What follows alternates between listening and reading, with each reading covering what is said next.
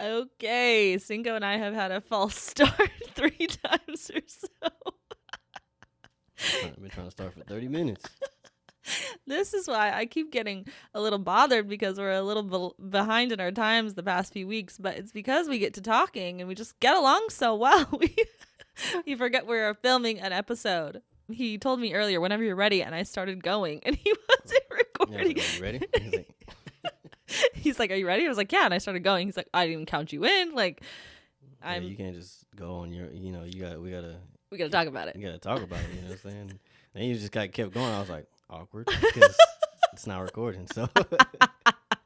We're recording now, though, 100%, right? 100%. Yeah, definitely. We're going 100% right now, and yeah, we're good to go. Okay, great. We're live. All right. Happy Thirsty Thursday, Winers. Welcome back.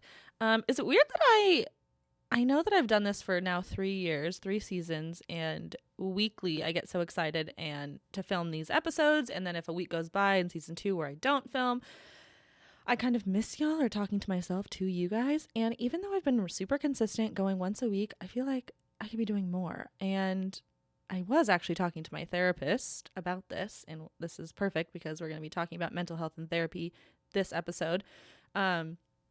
She's like, how are you doing? I walked in. She's like, I go weekly, by the way. And she's like, you look so happy. You're glowing. And I was like, girl, I have not been doing my positive affirmations. Like, I'm exhausted. And she's like, I could never tell. Like, I can never tell because you're always just smiling. I'm like, well, that's faking it till you make it. But it's all good. I'm feeling very productive. I'm feeling very excited. I'm feeling very, I'm seeing results. I'm seeing like an increase in downloads and listens and comments from you guys. And for the most part, y'all are loving Cinco. I mean, there has been some discrepancies.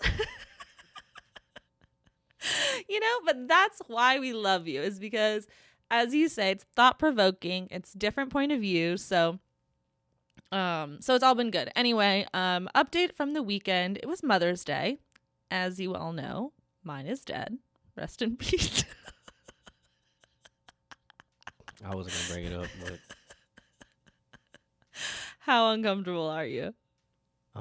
Now you've talked about it several times, so I guess not as much. So no, I'm not uncomfortable. Hey, good. If you want to talk about it, then yeah, it makes it easier on me, actually. Perfect. That's kind of a reason why I like to, like, let's just open the floodgates. Let's just have open dialogue. Let's not be awkward about things. Right. On Mother's Day, I went out with my friend Rachel and Carolyn. We got some drinks, some oysters. It was delicious. And she called her mom to wish her happy Mother's Day. Well, she'd been calling her all day and not answer, blah, blah, blah. And I was like, did Lucy not even want to talk to me? And she's like, oh, sorry. And I was like, well, that's weird. My mom's dead. Like, she should know that I want to talk to a mom on Mother's Day. I thought that she would. See, that's one of them jokes where it's like, I don't know, like, you're at the table and you're like, I mean, should I, like, laugh a little? Or is she serious? Like, you don't want to, like, you have some type of sympathy because you're just like, dang, it's true, but, No, dead serious. Like, serious cirrhosis of the liver. That's what she died from. Oh, my God. Rookie mistake. I was on mute, though. Someone do not disturb? You were on do not disturb? Who's calling you twice? My mom. Oh, honestly? Wait. Should you answer? That's crazy. That is crazy. I know. Right should you answer? No, I'll just text her. That's probably the 15th time she's Wow. Okay, well, hopefully she's okay. Speaking of moms, maybe she's calling because she knows my mom is dead, and I would want to hear from a mom.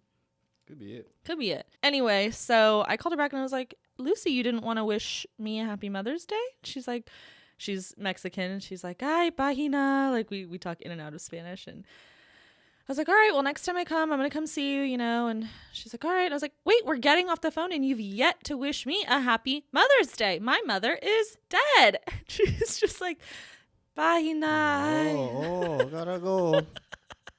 She's like, I can't. Okay, gotta go. Bye. I'm like, Caroline, I think I do okay with, like, we're close, her mom and I. I'm like, I really think I did cross the line. I think I was too much on Mother's Day for her this time.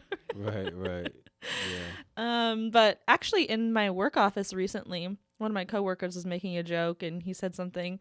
I said that he was like, whatever, I'll see you in hell. And it was like one of my, like, not executive directors, but like somebody above me. And I was like, oh no, I can't wait. Like, my mom's there. She's waiting on me. And he's like, his face was like, Your mom's in hell. how am I supposed to respond? And my coworker Keely was like, I knew you were gonna go there. Yeah. I knew it before it happened. You were gonna go there. So anyway, happy Mother's Day to the moms who are alive. Happy Mother's Day to the people who don't have a mom. Like, it's a day for us all. Right. I think it's one of those days that are very necessary. Contrary to Are Valentine's very Day. necessary or are not? Is very necessary. Okay. Yeah, it's very necessary because I think moms deserve a day, or because I think sometimes you can get so caught up in your life and you kind of lose like the gratitude for actually having like a parent or parents. So it's nice to just Take think it from about me. sometimes and like stop the day and like celebrate that. So Look at you. Sweet Yeah. Cinco came to play today. yeah, so I just think it's a day that is worth celebrating. Absolutely. Okay. What did you do for your mom?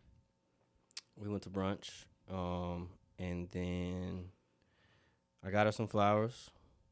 She likes flowers, and I got her a card, some chocolates. Cute. That was it. Yeah, it was short and sweet. Okay. Well, besides Mother's Day, I had a lovely weekend. Not that Mother's Day wasn't great for me, it was. But Friday night, I literally, someone told me that was their pet peeve lately of people saying literally. Yes, because it's like the easiest word that you can use, like to pronounce it. Literally. Literally. I literally did nothing on Friday night. I was so excited. I did nothing to do with the podcast. I just like zoned out, watched bad TV, Below Deck Sailing Yacht, of course, obviously, bravo. It was really nice. I needed that. So reminder, take that time if you need it. And then I texted Carolyn on Saturday and I was like, do you want to spend the day together?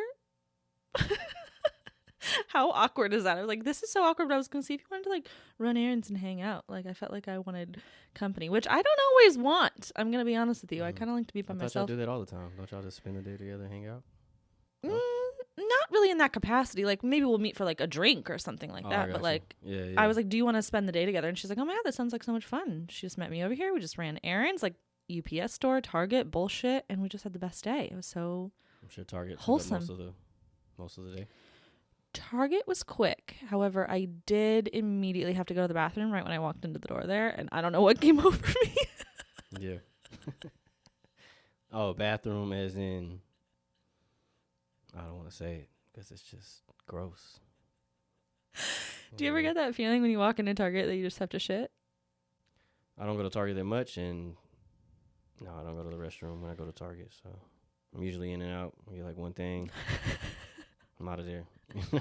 Well, that's what I'm saying. Like, so Target was actually very quick on our list, but I was like, Carolyn, I have to go to the restroom. I don't know what happened to me. I typically don't have those issues. Like, I feel like ever since you joined the pod, I'm talking about pooping and shit a lot, but typically that's not really. Yeah, it's strange. Very strange. I don't know. We did have champagne at lunch. So maybe it was like the bubbly guts. Could have been. They do that to you. Anyway, we had a very wholesome weekend, and it was absolutely lovely.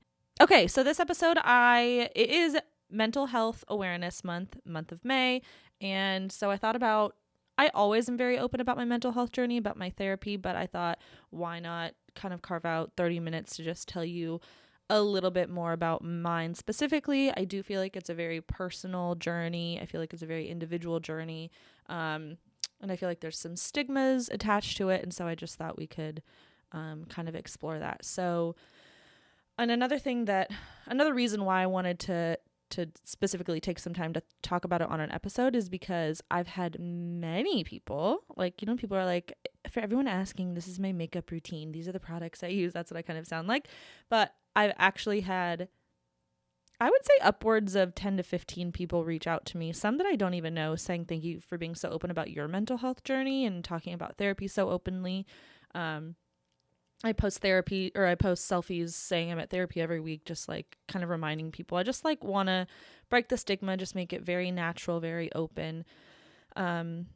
At least that is helpful for me, because there was a time where I was kind of ashamed about it as well. So that's kind of the purpose for this episode. And to just kind of start with my journey, I was telling Cinco what this episode was going to be about. He's like, is it going to be heavy? I'm like, well, I don't think so. Like, it's just going to be like my normal shit. Like, maybe, and that is my, I've talked to my therapist. I make everything funny. Yeah. That is a problem. Yeah, because if you start crying, I don't know, I'm not going to know how to handle it. Cinco, you just gotta Yeah, I'm saying maintain like I'm producing. just gonna face the board. Like, keep Be going. prepared. I do cry a lot. We haven't Yeah. done it yet, No, but by all means, yeah. Good. yeah, so be prepared for that. But yes, wanted to talk to you a little bit about my journey and the way I first heard about therapy and kind of where I'm at with it now. I've talked about it on several episodes. I haven't had a relationship with my dad since my dad and my mom divorced when I was 3 years old, and haven't had a relationship with him at all since I was definitely 7. We moved from California to Washington. They separated, and it wasn't until later in life that I found out that my mom was, honestly, sadly, full of problems. Being addicted to drugs was one of them. But when we first moved to Washington State, I remember, and I'd have to like confirm this with my sisters, but she brought us into some sort of like weird group therapy session. And I would be curious to know like what their thoughts were on it or why we did that. But I remember loving it. Like, I think it was only one time, and it was with some stranger. And I just remember being like, I felt super comfortable. I felt like, and I didn't know at this time that anything in my life was wrong. And I just felt like this was a safe place for me to like, just, I don't know, like hang out, talk, and do whatever I wanted to do. So ever since then, I would say I was maybe 9 or 10 years old when I had that first experience. Then as I started to grow older, you just kind of start realizing that like life is not what you thought. Weird things happen. So then I had kind of always thought about revisiting a therapy environment, or how cool would that be to just have somebody that I could talk to. As you guys know, I like to talk a lot. I talk about myself a lot. And so I just kind of always had that thought in my mind, like, what would that be like? How would I afford that? What would the insurance look like? How do I do that? Like, I don't even know where to start. And it wasn't until after I was involved in a mass shooting, which was, I guess, God, I don't know, 5 years ago at this point, to where I had made my want to go to therapy known to friends and family. And so after I was involved in this mass shooting, a lot of my friends and family were like, you got to find a therapist. You got to go to therapy. Like, whoever was involved, you all need to go to therapy. Like, it's just something that is going to stick with you. You need to start working on this now. You're going to have trauma from it. You're going to have PTSD from it. And I remember feeling really defensive when people were telling me this. I was like, this is what I'm going to finally end up going to therapy about. Like, this is what's going to bring me to therapy when I guess I'm trying to remember exactly, but 27 years old. Like, this is what's going to bring me to fucking therapy after I've dealt with A, B, C, D through X, Y, Z. Like, I kind of felt really like, okay, I'll go to therapy, but it's not going to be because of the mass shooting I was involved with. It's going to be because of my entire life, and this is going to be the cherry on top. Anyway, I found one. I really had great insurance at the time, and so it pretty much made everything very easy. They ended up just sending me, I talked to someone on the phone. They ended up sending me a list of people within my area through text message. And what I did was, because I honestly just didn't know how to even go about it, I thought to myself, I want a woman. I don't know why. And I want someone kind of older. I think I wanted maybe a mother figure. I'm not sure. Like, subconsciously, that might have been why I decided that. And so what I ended up doing, and I wanted somebody who had like similar views, or like I could relate to somebody. I feel like, again, maybe going into like the mother kind of atmosphere or feeling. So I ended up Googling these people's names and Facebooking them, and kind of like seeing some interactions on Facebook from other women that I was like, oh, we are not going to get along. Like, I don't know why she would post that, whether it was. Do they have like reviews and stuff like that for like therapists? Honestly, maybe. I think that they would. 'Cause I know for like doctors and Yeah, dentists, and you can actually like look up customer reviews. I think you're absolutely right. They must. And I think that, you know what? Actually, they do, because I'm speaking to another therapist, and in her email, there's a link at the bottom of her email, like in her signature, saying, like us on Facebook, review us on Facebook or something. So absolutely, there probably is. And I just think as a new person coming into it, you're like, I have no idea where to start. So I was like, I'll Facebook stalk them. I'm good at that. So anyway, I found this lovely woman. Her name was Linnell, and she honestly like was a turning point for me in my life. Obviously, we did deal with the mass shooting. We also just started to deal with the fact that I do have probably like abandonment issues, attachment issues. I've been through a lot of trauma in my life, and that is something when you kind of don't think that you have, or you brush things off, or you laugh about things, you make things funny, which I still do. That is something that is it was hard to grasp. However, she really helped me realize that I was a people pleaser, and I have her to thank for, honestly, I have her to thank for, I don't, like, not to be dramatic, but like living. Like, for so long I was living for my friends and my family and pleasing people and impressing people and kind of being a little bit of a chameleon. I wanted to like be everything for every single person, and I was wasting my energy and I was exhausted and I wasn't pouring from a filled cup. And she was the person who made me realize that I could not do that anymore and I could not survive. Like, just to clarify, I've never been suicidal, but like I was running on like empty wheels. Like, I just didn't have much more to go in that. And I really thought I was being a good friend and a good sister and all of these things, but really, now that I've been out of that for years and constantly working on not being a people pleaser, I have been an even better friend, even absent a little bit. But like, when I am around and available, I am a better friend, I feel like. And that's kind of what I've been told. So thanks to Linnell. But Linnell came to an end because, one, I moved. But even before I moved from LA to Houston, I was feeling a little bit like our journey was ending. I felt like we were coming to a close. She felt too close to me. I became too close to her, honestly, in like a codependent way. What does that mean, too close? I felt like she truly cared too much about me. And maybe that sounds weird, but like, as my therapist, I want to come to you and I want to tell you my deepest, darkest secrets. And I want you to really be pretty, Silent. not silent, but pretty even about it, even keeled about it. When I would tell her something like a fight with a friend or a fight with my sister, she would very much immediately have my side, have my back, rather than like giving me constructive criticism or feedback or how we would go about that differently. She was very like, oh, like, you can't put up with that. Like, there's nothing wrong with what you did. And I was like, no, I'm telling you that there is something wrong with what I did. I reacted poorly and I want to learn why I reacted like that. And she would cry. Like, when I would tell her some things that I've been through, she would literally cry tears, like wipe her eyes. And I just felt like she was a friend of a friend in my sister's backyard, and we were hanging out and I was talking to her about my problems at a certain point. Like, it just became too close. So I did start like lessening my appointments with her, and I was going to look into finding someone new. And then I moved and I was like, great, like, I'll just wait till I get settled. I know where I'm going to go. And of course, then I make excuses, right? Like, it's going to be too hard with my insurance, and I'm going to be in between costuming and this new job here in Houston. And I don't have the time to find a therapist. And you just make these excuses, which I think is, I posted Instagram stories asking people about this, and that seems to be the main excuse for somebody who wants to go to therapy and hasn't yet, is just making excuses, saying you don't have the time. Well, if you have the time to get a pedicure, which is totally self-care, use that hour to look for a therapist. And then in 2 weeks, you go to that therapist, you don't like her or him, use that other hour at getting a pedicure, looking for another therapist. I feel like that's an easy excuse that we do. So fast forward, obviously, not to mention, I think that you can go to therapy for a variety of reasons, like just living on this earth. But when you go through trauma, mass shooting, then you go through something like COVID, which we all did, displace people from their homes, displace people from their jobs, people in their families died from this. That is a traumatic thing that happens in your life. So then we go through COVID, then I moved to Houston. And throughout this whole year and a half, I'm putting off finding a new therapist, and then I get mugged. I was involved in a mass shooting, and then I get mugged with a gun to my head, and immediately people do the same thing to me.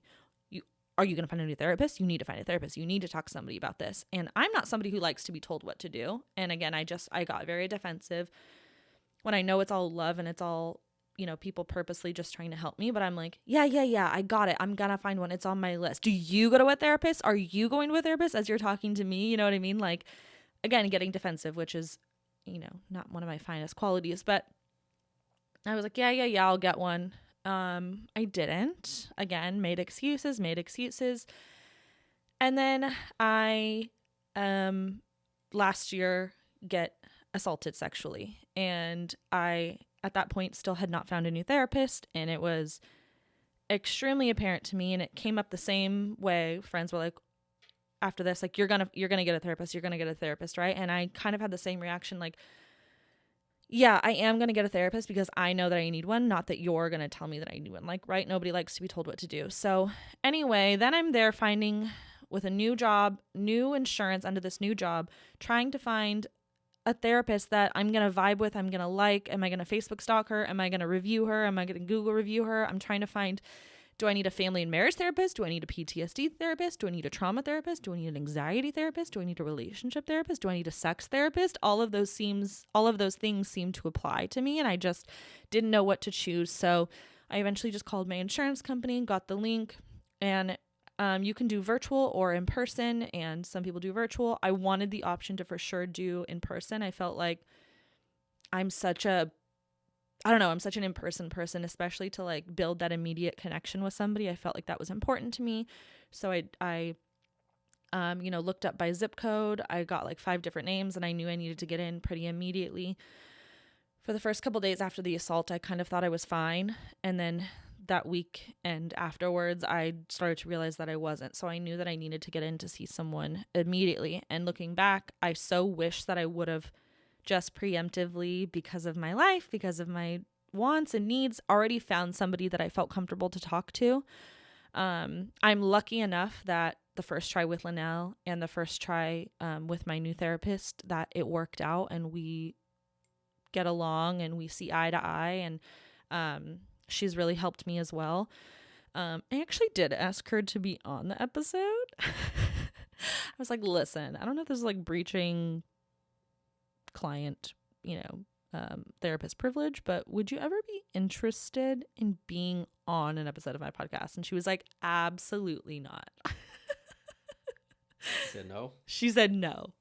She was like laughing. And I was like, don't, like, it's okay. You don't have to say no. I'm not even for sure that I want you to be on it, but I just thought maybe I just wanted to ask, reach out and see. And she's like, I thank you so much. And I love your podcast, but no. Why? Like, did she have a reason? She just said no. Yeah. Which is enough.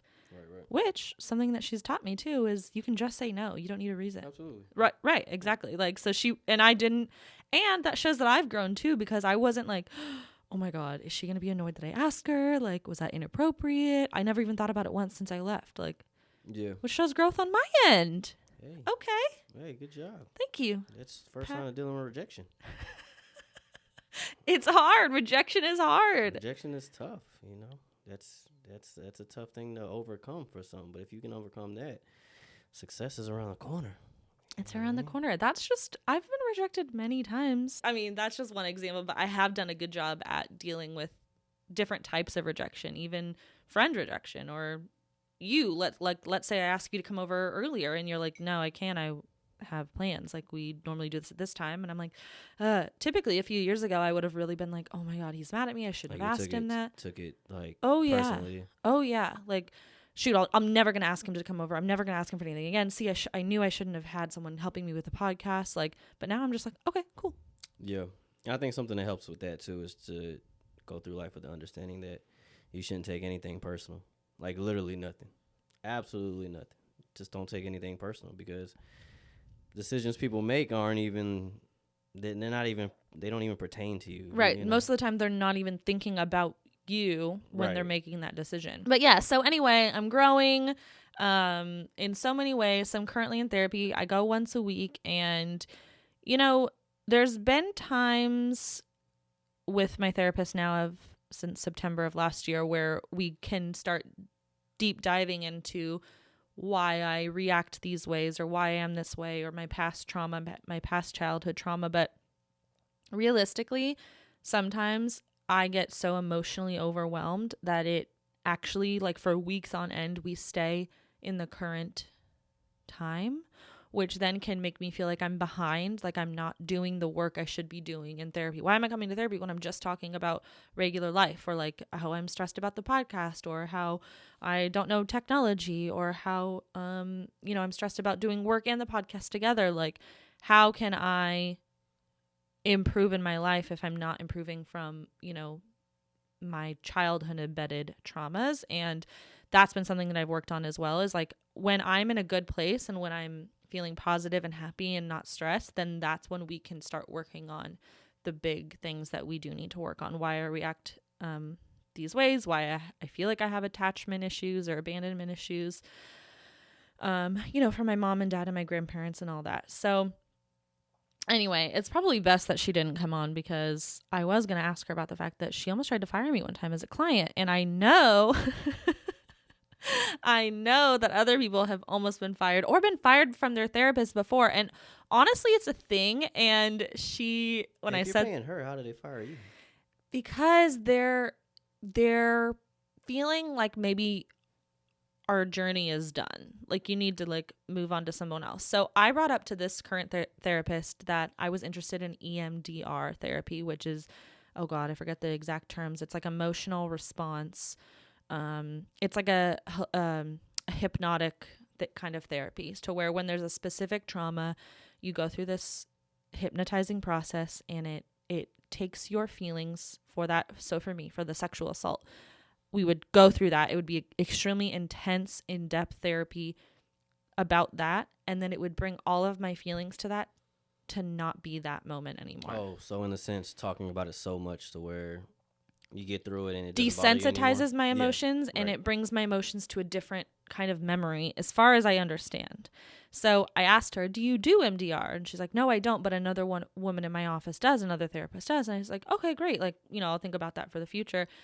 And I always see her every Thursday or Friday. And she texts me that next Wednesday, and she goes, hi, Paige. I really enjoyed working with you. Here's the contact for my coworker who does EMDR therapy. I think you'll be in good hands. And I was like, whoa, whoa.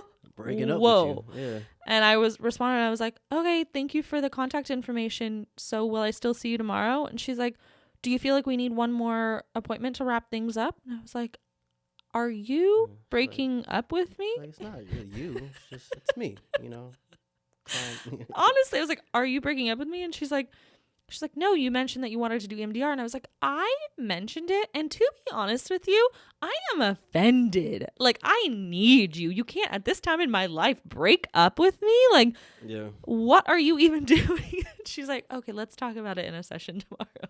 And then I talked to her, and I was like, I'm not ready to leave you. And can I go to you both? If I decide to go to her, can I go to you both? She's like, I mean, you can, but why? But anyway, let's just table it. Yeah, there's probably something to that, to where if you have two therapists, there's something. Well, it's just like doing the same. I'm doing the same. I'm doing more work over there. Yeah. There's probably something in their world where it's like, we don't do that. We don't do that. Maybe something. But I was like, yeah, no, I'm not ready for that. And the fact that you just broke up with me really just, you violated my trust. Yeah. So now you have a whole session about that. She's like, whoa, whoa, whoa. I was like, anyway, like, we're not ending this relationship anytime soon, okay? Quick left turn, whiners. As you know, Adam and Eve is a sponsor of the podcast. So just as a reminder, you get 50% off of any one item plus 3 bonus sexy items, 6 movies, and 100% free shipping. Use code ADULTISH, ADULTISH, at adamandeve.com for 50% off of one item, 3 bonus sexy items, 6 movies, and 100% free shipping. I do think when you're shopping for a therapist, like when I was shopping for my newest therapist, I was looking for someone who dealt with trauma, PTSD, anxiety, because those are all things that I felt at one point in my time or another. And why not, what is it? What's the saying? Kill multiple birds with one stone. Kill 2 birds with one stone. Good job, Jeopardy.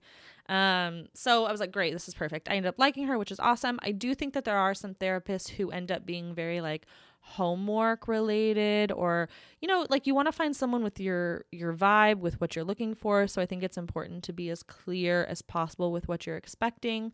My therapist does encourage me to do daily positive affirmations. She does encourage me to journal.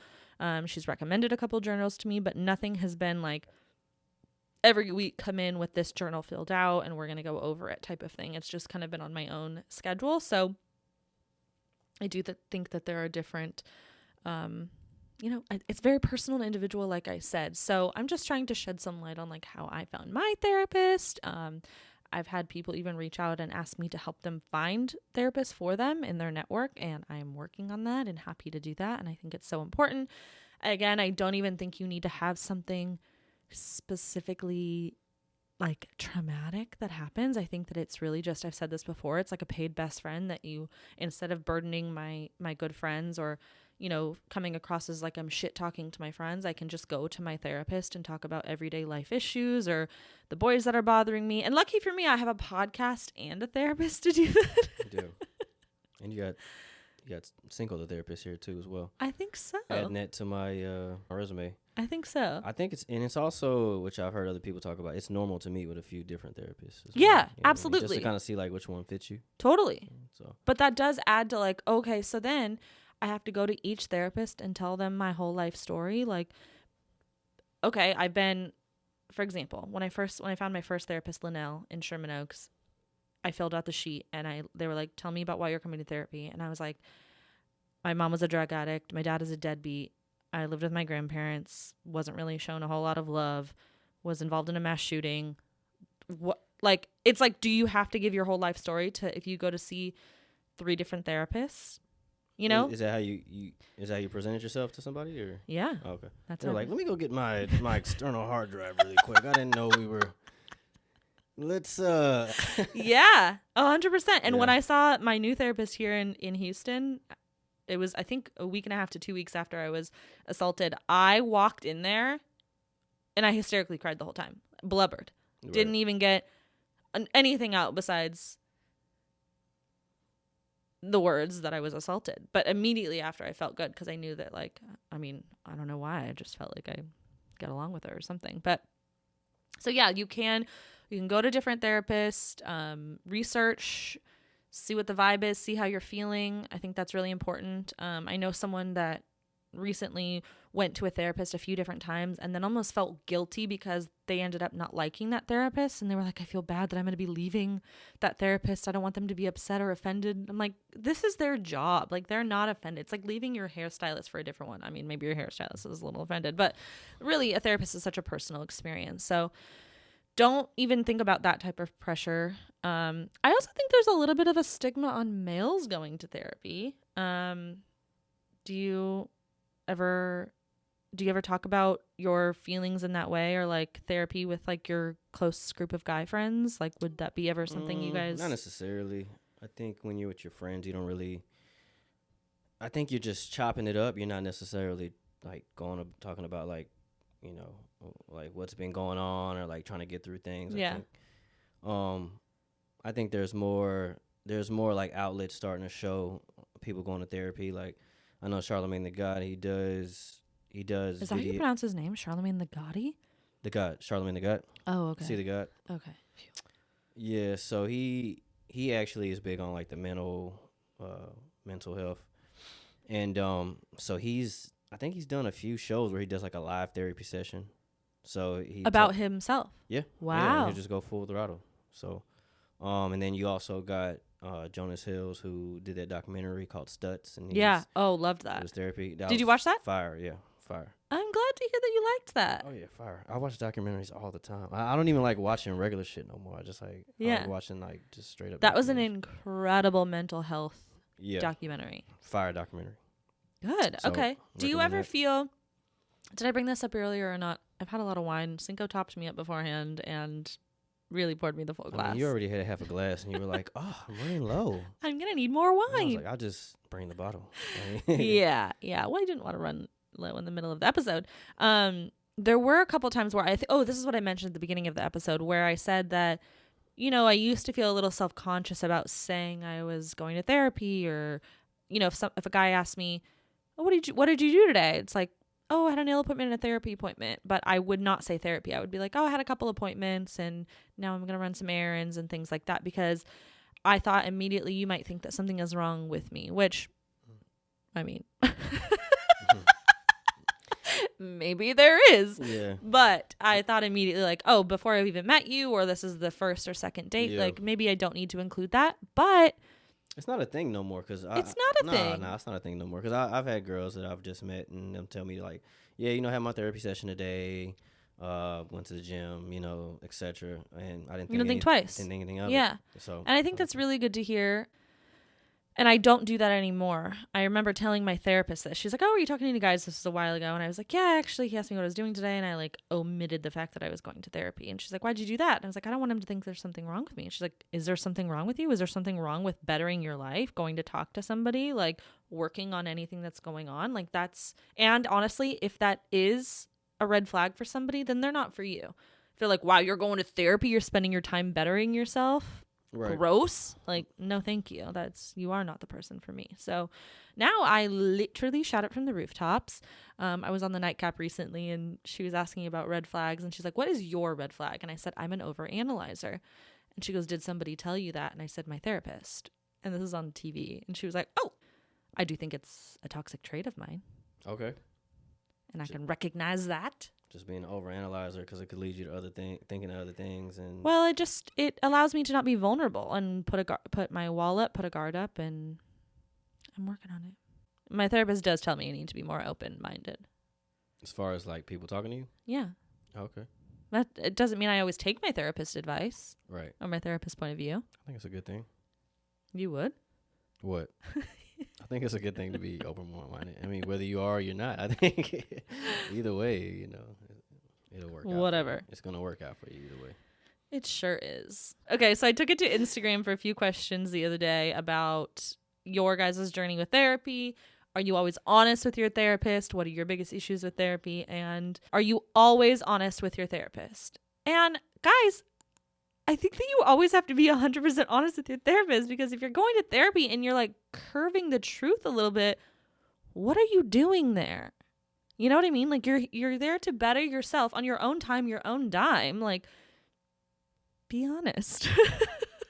Like I've been honest about some things. It's hard to say some things out loud. 47% of you said, oh no, 40% of you said yes 100% of the time. 47% said mostly, and 13% said they don't need to know everything. It's important to be honest. Is it half and half on telling the truth to your therapist? Yeah. Like, what's the point of being there? Well, a couple people said something along the lines of, to be honest, it's hard to be 100% vulnerable and asking for help. So that's why I can't be 100% honest with my therapist. But honest, like, I don't want to discourage someone and be like, you're doing the wrong thing if you're not going. I'm just saying, like, be more open to being more honest with this person, because if it is truly someone that you trust and you respect their advice, they should be someone who you can be 100% honest with. And that's why you got to find someone you're comfortable with. Like for me, I don't want a male therapist, because a lot of my talk is about dating, and I just wouldn't feel comfortable talking to a male about some intimate details as I'm talking to you over there, which seems weird. But I wanted a female, someone who knew about dating apps, someone who was current with the times. My previous therapist was like 60 years old. She was like, "What's Hinge?" Like I wanted to be comfortable with my therapist enough to be like, "You ever heard of FaceTime sex?" Like to my therapist. And she'd be like, "That's what you're doing. Okay, let's explore it." Yeah. So that's that. The main reason why people have not found a therapist if they wanted to has been because the wait list for so long. And they said specifically about finding a psychiatrist. I don't know what the difference is between a psychiatrist and a therapist. I think that's somebody who can prescribe medicine to you. Sure. I thought both of them could. I think that you have to have different licenses, which is just another thing that we're looking into. Like, do you need a psychiatrist? Do you need a therapist? Then do you go to therapist first and then they prescribe you to a psychiatrist? Like, it's just all these fucking annoying steps in this medical land of the world. And they mentioned a wait list. A wait list. I think a wait list is good. To go to a psychologist? Yeah. Why? Because if that particular psychologist, if they're talking about like a wait list for a particular psychologist, then you know he's good. And that's the same way I think about doctors too. Like if you can get into a doctor's appointment next day, I don't know. Find I a new don't know if you doctor. want to go to that doctor. You know what Okay, I mean? actually, I like that take. But if typically the good doctors, the very good doctors, like you can't get an appointment until 3-4 months down the road because everyone knows about them. Like the word's out. Like everyone knows that this particular doctor is good, actually cares about you, etc. Yeah. But if you go to that doctor who's his schedule book is open, that's a sign of that he's probably not that great. Okay, I didn't think about that. I like Yeah, that. especially if he's an older cat and you're not booked. Like if you're Right, you've had your whole life to build clientele. right, Where are and they? you don't have a clientele. Okay, see, that's another thing you got to think about. Yeah. I asked what your biggest whines were about mental health or therapy, and someone said, I hate growth. Like, I know my issues, but sometimes I want to be petty. I feel ya. It's okay to admit that you want to be petty sometimes. Yeah. Like, you don't always have to be, and that's what, for me, like, the benefit of going to a therapist, someone that you pay to talk to, like, you can just go be yourself and be like, I'm feeling petty as fuck today.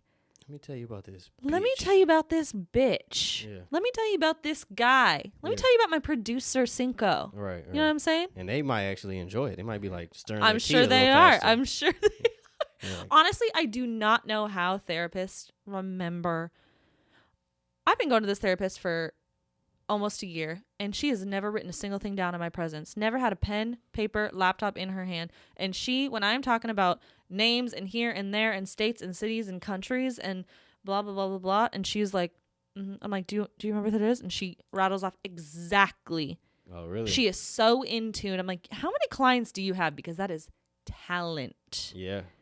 Okay. Yeah, maybe she writes things down like after my appointment. Have you ever, when you're like expressing something or talking Yeah. about something, have you ever caught somebody like laughing, like? My therapist? Yeah. Like Yeah, bust she out a laughs. laugh? She does laugh at me. Oh, really? Okay. Yeah, okay. she does. Yeah. Is that like off-putting? Like, why you laughing? No, depending on the situation, sometimes it makes me kind of rethink what I said, and I'll say like, why are you laughing? Yeah.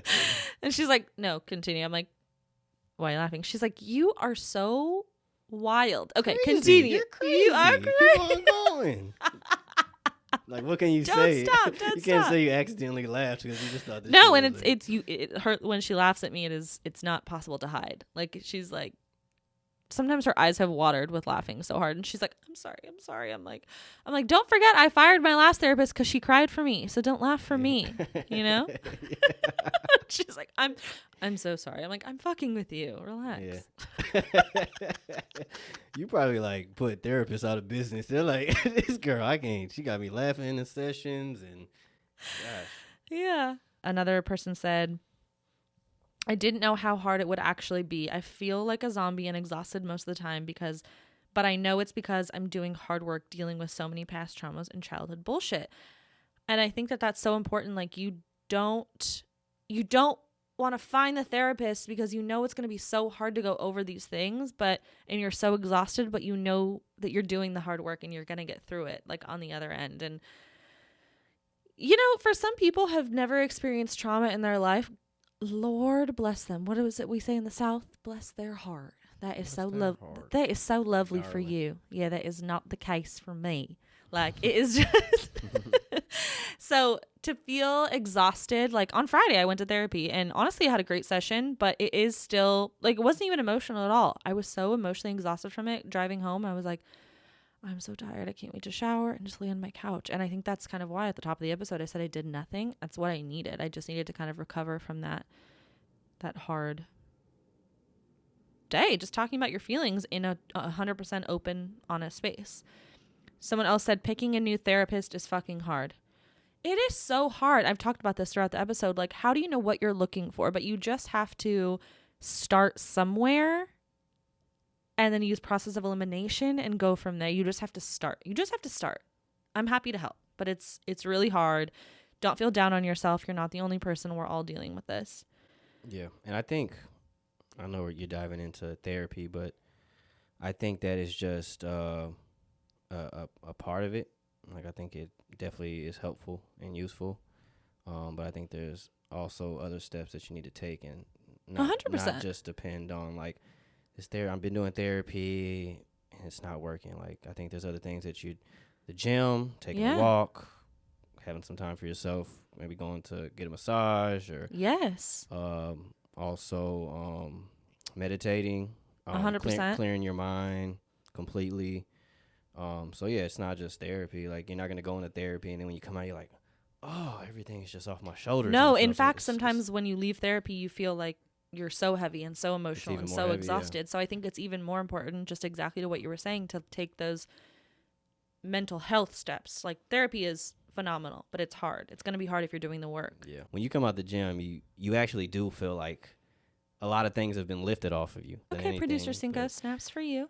I think what is key to start your day is thinking about the things that you are grateful for. Mm-hmm. Just stop and look at where you are and look at how it's cliche to say, but like look at how far you came from, from where you came from. And I think the more you do it, the more you start appreciating things around you. Those are practical things that you can start. So. Yeah. Practical things that are easy to start while you look for a therapist, if that's what you're in the market for. Absolutely. Yeah. I love it. Okay, quick right turn here. We are going to do wine of the week, which has nothing to do with mental health, self-care, therapy, any of that. A whiner wrote in, people who fart in a crowded bar. Why are you crop dusting innocent people? Ooh. That's just. For somebody who's been talking about poop a lot in the past few episodes, I got a lot to say about that because I'm not a crop duster. It's disrespectful. And I responded with, someone was doing that on the plane last time I flew. It was pretty close by me too because it was so fucking potent.